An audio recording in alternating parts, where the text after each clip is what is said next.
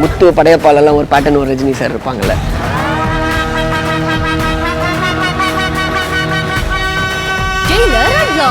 Super star Rajinikanth நடித்த mega black Bastar Jailer திரைப்படம் உருவான கதை உங்கள் சன் நெக்ஸ்டில் மட்டும் கண்டு மகிழுங்கள். இப்பொழுதே ஆப்பை டவுன்லோட் செய்யுங்கள். முதல்ல அவ பெருமையா நினைக்கிற அந்த காக்கி சட்டைய கழட்ட வைக்கணும். அவ வெளியில தலை காட்ட முடியாத அளவுக்கு பெருசா அவளை அசிங்கப்படுத்தணும் திவ்யா. நான் கேக்குறப்பெல்லாம் நீங்க இப்படிதான் பேசிட்டு இருக்கீங்க அத்தை. ஆனா இப்படி அபிக்கு வைர நெக்லஸ் வாங்கி கொடுக்கறீங்க, இதெல்லாம் என்னால சகிச்சுக்கவே முடியல. திவ்யா, இதுக்கு ஏன் இவ்ளோ டென்ஷன் ஆகுற? நான் காரணம் இல்லாம இந்த வைர நெக்லஸ கொடுப்பேனா? பெரிய மீனை தூண்டில்ல மாட்ட வைக்கணும்னா தூண்டில்ல ஒரு மண்புழுவை மாட்டுறதில்ல, அதே மாதிரிதான் இந்த பிளானும். பெரிய மீன் யார் தெரியுமா? அந்த ஈஸ்வரி. தூண்டில்ல மாட்டுற அந்த புழுதான் இந்த வைர நெக்லஸ். இந்த வைர நெக்லஸ வச்சு அவளை சஸ்பெண்ட் ஆக வச்சு அவளோட யூனிஃபார்ம கழட்டுறனா இல்லையான்னு மட்டும் பாரு. அதுக்காக தான் இந்த மாஸ்டர் பிளானே. புரியல அத்தை. இத வச்சு ஈஸ்வரி எப்படி சஸ்பெண்ட் பண்ண வைக்க முடியும்? முடியும் திவ்யா. இந்த நெக்லஸ் அபிக்கு பிரசன்ட் பண்ணா அவ இத போட்டுக்கிட்டு சுத்துவா. இல்லன்னா என்ன வீட்ல வச்சிருப்பா. நான் என்ன பண்ண போறேன் தெரியுமா? விஜிலன்ஸ்க்கு கம்ப்ளைண்ட் பண்ணி ஈஸ்வரி லஞ்சம் வாங்கினா அப்படின்னு சொல்லி அவளை மாட்டி விட போறேன். இந்த வீட்டை பொறுத்தவரை இந்த வைர நெக்லஸ் ஒரு கிஃப்ட். ஆனா அரசாங்கத்தை பொறுத்த வரைக்கும் இது ஈஸ்வரி வாங்கின லஞ்சம். அத்தை, அந்த அழகு ஈஸ்வரிய வேலையை விட்டு நிக்கிறதுக்கு எவ்வளவோ ட்ரை பண்ணா, ஆனா எதுவுமே நடக்கல. ஆனா ஒரு நெக்லஸ வாங்கி கொடுத்து ஒரே அடியா அவளோட காக்கி சட்டியை கழட்டு வைக்க போறீங்களே. ஆனா சும்மா சொல்லக்கூடாது அத்தை. உங்க பிளான் சாதாரண பிளான் இல்ல, மாஸ்டர் பிளான்.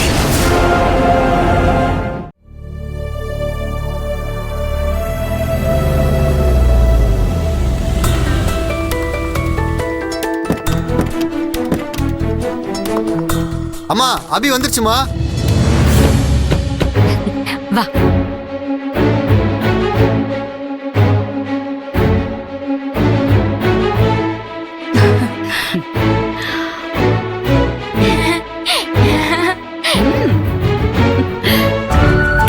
அம்மா, என்னம்மா? அபி, உன்னை பார்த்தா ரொம்ப சந்தோஷமாவும் பெருமையாவும் இருக்கு. இந்த ஒரு மெடலோட நிறுத்திடக்கூடாது. நிறைய மெடல் வாங்கி நீ சாதிக்கணும். நல்ல அபி, நீ கோல்டு மெடல் வாங்கினதுக்கு என்னோட வாழ்த்துக்கள்மா. நல்லா இரு. அபி, வாழ்த்துக்கள். இந்த மாதிரி நிறைய கோல்டு மெடல் வாங்கணும். வா. கங்க்ராட்ஸ் அபி.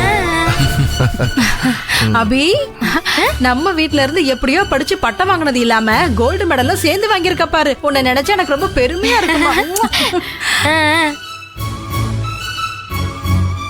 கங்க்ராச்சுலேஷன்ஸ் அபி. யாருமே சாதிக்க முடியாத ஒரு விஷயத்த நீ சாதிச்சிருக்க. கங்க்ராச்சுலேஷன்ஸ். தீக்குச்சி, என்னம்மா?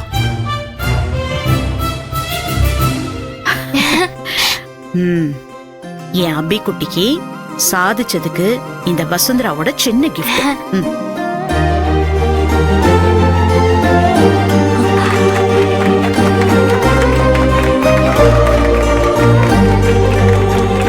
பிடிச்சிருக்கா?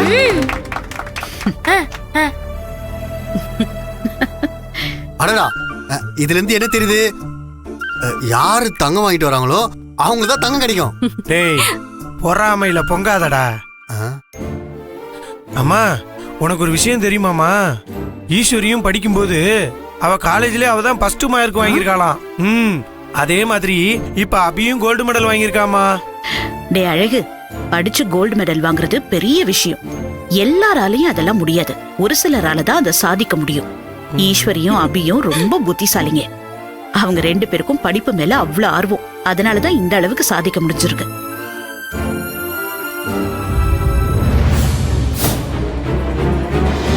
அபிமா, நீ கோல்டு மெடல் வாங்கினதுக்காக இந்த சின்னையாவும் உன் அக்காவும் கொடுக்கிற பரிசு உனக்கு. இந்த ஐசு உன் கையால நீயே போட்டு விட்டுரு.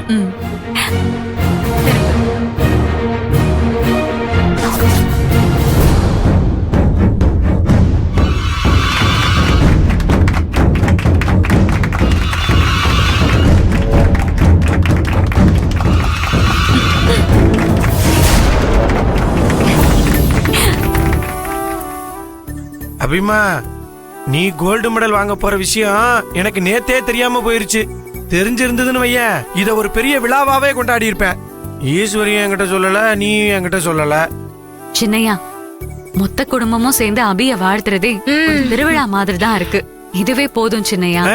இல்ல ஈசு, இன்னைக்கு நம்ம வீட்டுல விருந்து தலவாழை இலை போட்டு அதுல பறக்கிறது, ஓடுறது, மிதக்கிறதுன்னு இலையில எல்லாத்தையும் போட்டு நிரப்புறோம். என்ன சித்தப்பு? கறி விருந்து போடுறோம். மெனுவெல்லாம் அற்புதமா இருக்கே.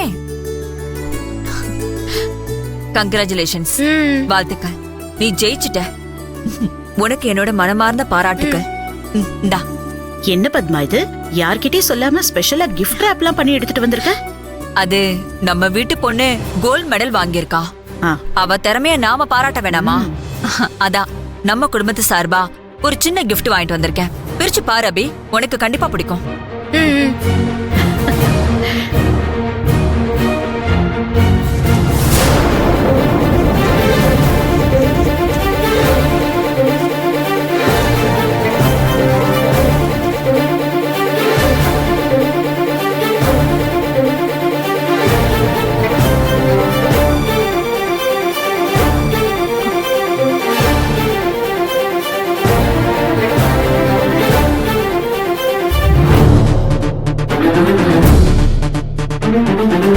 பிடிச்சிருக்கா?